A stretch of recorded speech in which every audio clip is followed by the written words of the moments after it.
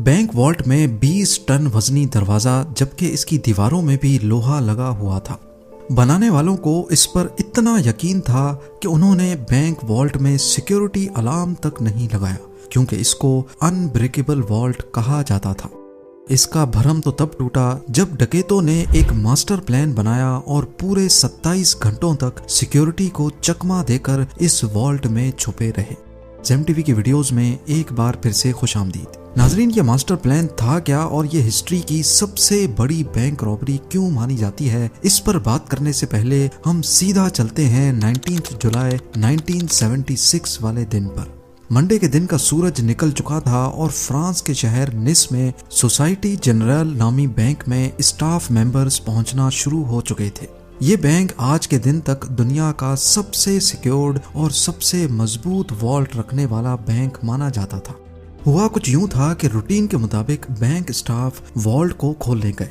ये एक बहुत ही हैवी दरवाजा था जिसमें इंतहाई कॉम्प्लिकेटेड लॉक लगा हुआ था। उन्होंने लॉक कॉम्बिनेशन लगाया लेकिन दरवाजा नहीं खुला। अब यहाँ ये जानना जरूरी है कि ये दरवाजा पहले भी कई बार मसला कर चुका था, क्योंकि इसका वजन करीब 20 टन था। इसी वजह से अक्सर औकात ये फंस जाया करता था। बैंक स्टाफ को लगा कि हमेशा की तरह आज भी ये फंस गया है, तो उन्होंने वॉल्ट बनाने वाली कंपनी से कांटेक्ट किया। आधे ही घंटे के बाद कंपनी के एक्सपर्ट्स बैंक में आ गए और दरवाजे को खोलने की कोशिश करने लगे। लेकिन हैरत की बात यह थी कि इस बार कंपनी के एक्सपर्ट से भी दरवाजा नहीं खुल रहा था। उन्होंने कई मर्तबा अटेम्प्ट्स किए, लेकिन ये दरवाजा किसी सूरत खुलने को तैयार नहीं था। बात अब सीरियस होती जा रही थी, क्योंकि कस्टमर्स की लाइन लगी थी और ये अब बैंक की इज्जत का सवाल था। आखिरकार 3 घंटों के बाद उन्होंने फैसला किया कि वॉल्ट की दीवार में ड्रिल करके सुराख करके देखा जाए कि आखिर दरवाजे में ऐसी क्या चीज फंसी है। वॉल्ट के दरवाजे पर किसी फोर्स्ड एंट्री के निशानात भी नहीं थे और इसकी चारों दीवारों पर भी किसी किस्म के निशानात नहीं पाए गए।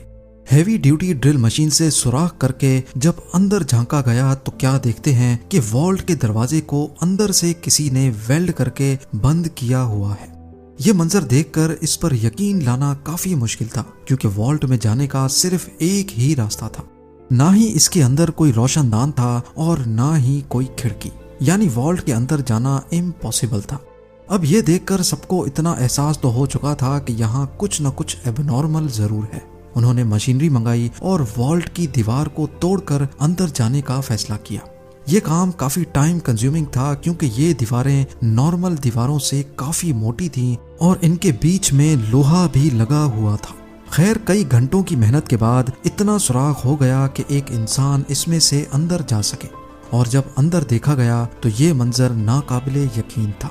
बैंक वॉल्ट लुट चुका था, कुछ लॉकर्स टूटे तो कुछ खुले पड़े थे, और सबसे इंटरेस्टिंग बात, वॉल्ट की दीवार पर स्प्रे पेंट से ये फेमस अल्फाज लिखे हुए थे, जिसकी इंग्लिश ट्रांसलेशन है without arms, without hate and without violence. अभी बैंक स्टाफ होश में आता कि उन्होंने वॉल्ट की जमीन में एक टनल बना देखा। अब आगे का काम पुलिस का था, जो कि उस वक्त तक पहुंच चुकी थी। डकैत वॉल्ट में मौजूद पैसे और गोल्ड ब्लॉक समेत 4000 में से 400 सेफ बॉक्सेस तोड़कर उसके अंदर से कीमती चीजें लेकर फरार हो चुके थे।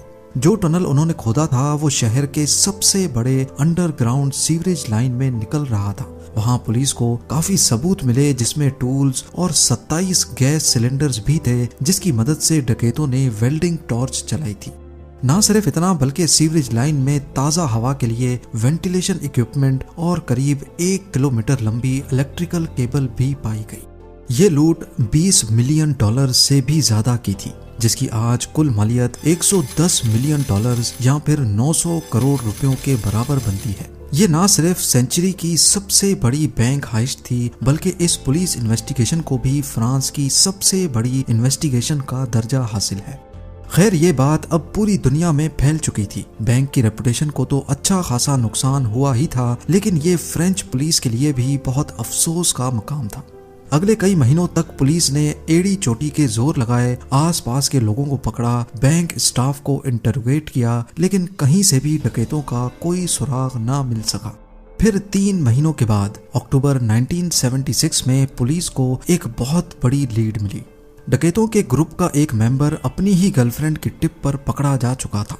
पहले तो वो मान नहीं रहा था, लेकिन जब पुलिस ने उसकी तबीयत साफ की तो वो फट पड़ा और पूरी गैंग का नाम ले डाला। पुलिस के लिए हैरानगी की बात यह थी कि ये गैंग छोटी मोटी चिंदी चोरियों के लिए फेमस हुआ करता था। इतनी बड़ी बैंक हाइस्ट इन्होंने ही की थी, ये बात कुछ हजम नहीं हो रही थी। इस प्लान का मास्टरमाइंड असल में कोई और ही था। इंटेरोगेशन के दौरान गैंग मेंबर्स ने पुलिस को एक शख्स का नाम दिया जो कि उनके मुताबिक चोरी का मास्टरमाइंड था। ये एल्बर्ट स्पाज़्ज़ियारी नामी शख्स असल में एक फोटोग्राफर था। जब पुलिस ने इसको अरेस्ट किया तो ये कहीं से भी क्रिमिनल नहीं लग रहा था। सिंपल ड्रेसिंग, सिंपल लाइफस्टाइल और शहर के आउटस्कर्ट्स में एक नॉर्मल से घर में रहता था। इसके आस पड़ोस से पता किया गया तो सबने यही कहा कि एल्बर्ट सीधा साधा फोटोग्राफर है जो हमेशा अपने काम से काम रखता है। लेकिन एल्बर्ट स्पाज़्ज़ियारी के बारे में पुलिस जो कुछ सोच रही थी वो उससे बिल्कुल अलग था। उसने फौरन पुलिस के सामने कॉन्फेस किया कि बैंक हाइस्ट का मास्टरमाइंड वही है। पुलिस के लिए ये केस अब तकरीबन क्लोज हो चुका था, लेकिन ये तो सिर्फ एक शुरुआत थी। एल्बर्ट के मुताबिक उसने पहले इसी बैंक में लॉकर लिया था और बहाने से वो वॉल्ट में जाकर सारी चीजों की फोटोज कैप्चर करता था।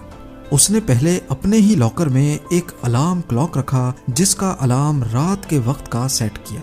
जब अलार्म बजने से भी कोई अलर्ट नहीं हुआ और ना ही कोई सिक्योरिटी अलार्म बजा तो उसको कंफर्म हो गया कि वॉल्ट में कोई सिक्योरिटी सिस्टम नहीं लगा। फिर वो इंजीनियर के भेस में सिटी गवर्नमेंट के ऑफिस गया और शहर का नक्शा निकलवाया। इस मैप पे सीवरेज लाइन कहाँ और बैंक से कितना दूर है इसका अंदाजा लगाया।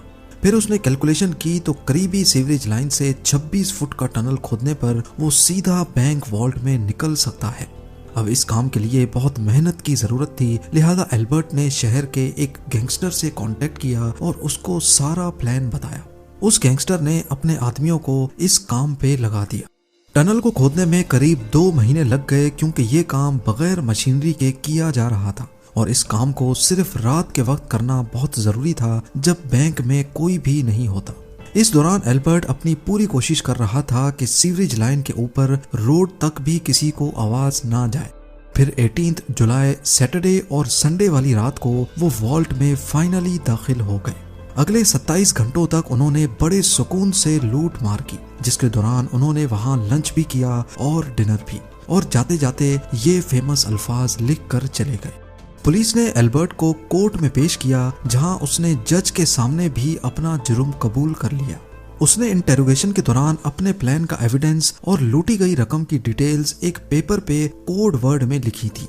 उसका कहना था कि ये एविडेंस वो सिर्फ जज को ही देगा और सिर्फ जज ही इस कोड वर्ड को पढ़ सकेगा।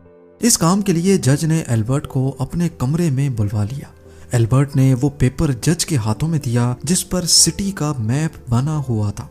अभी जज उस मैप को समझने में लगे ही थे कि एल्बर्ट ने फौरन कमरे की खिड़की से छलांग लगा ली। ये कमरा फर्स्ट फ्लोर पे था और उसके नीचे एक गाड़ी खड़ी थी। एल्बर्ट गाड़ी की छत पे गिरा और फौरन खड़ा होकर एक बाइक जो पहले से उसका वेट कर रही थी उस पर बैठकर फरार हो गया। पुलिस की लाख कोशिश के बावजूद वो पकड़ा नहीं जा सका। कई सालों के बाद उसका इंटरव्यू इटली के एक टीवी शो में ब्रॉडकास्ट हुआ जिसमें उसका कहना था कि मुझे 12 साल की एज से ही खजानों का बहुत शौक हुआ करता था और ये शौक मैंने इस हाइस्ट से पूरा कर लिया। ऐसा महसूस हो रहा था कि इस इंटरव्यू के जरिए वो फ्रेंच पुलिस को तंग कर रहा है। उसके बाद एल्बर्ट कहाँ गया ये मिस्ट्री आज तक सॉल्व नहीं हो पाई। 1989 में एल्बर्ट स्पाज़्ज़ियारी की मौत हो गई। उसकी माँ का कहना था कि एल्बर्ट की डेड बॉडी को उसके घर के बाहर कोई रख गया है। उम्मीद है जेम टीवी की ये वीडियो भी आप लोग भरपूर लाइक और शेयर करेंगे। आप लोगों के प्यार भरे कमेंट्स का बेहद शुक्रिया। मिलते हैं अगली शानदार वीडियो में।